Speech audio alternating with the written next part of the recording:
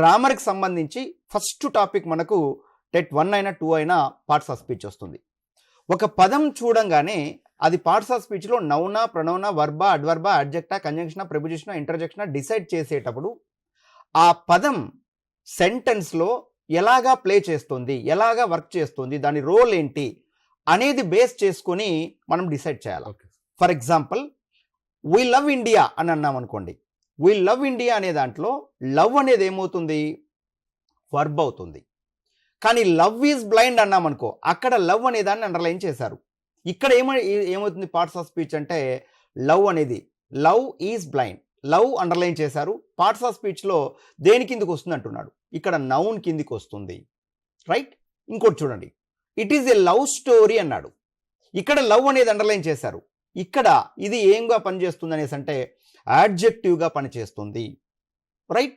So నేనేం చెప్తున్నానంటే ఒక పదం అండర్లైన్ చేసినప్పుడు ఆ పదం యొక్క రోల్ ఏంటి ఆ సెంటెన్స్లో అనే దాన్ని బేస్ చేసుకొని నువ్వు డిసైడ్ చేయాలి, కానీ కేవలం ఒక వర్డ్ని పట్టుకొని నువ్వు డిసైడ్ చేయలేవు.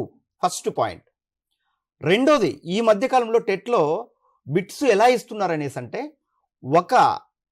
ఒక ఫామ్ ఇచ్చేసి ఇంకో ఫామ్ అడుగుతున్నాడు.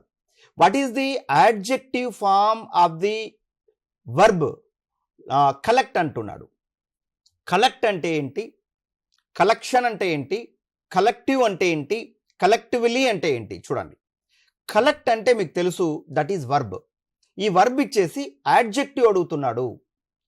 కలెక్ట్ అంటే వర్బ్ అన్నాం, కలెక్షన్ అంటే నౌన్ అన్నాం, కలెక్టివ్ అంటే యాడ్జెక్టివ్, కలెక్టివ్లీ అంటే అడ్వర్బ్.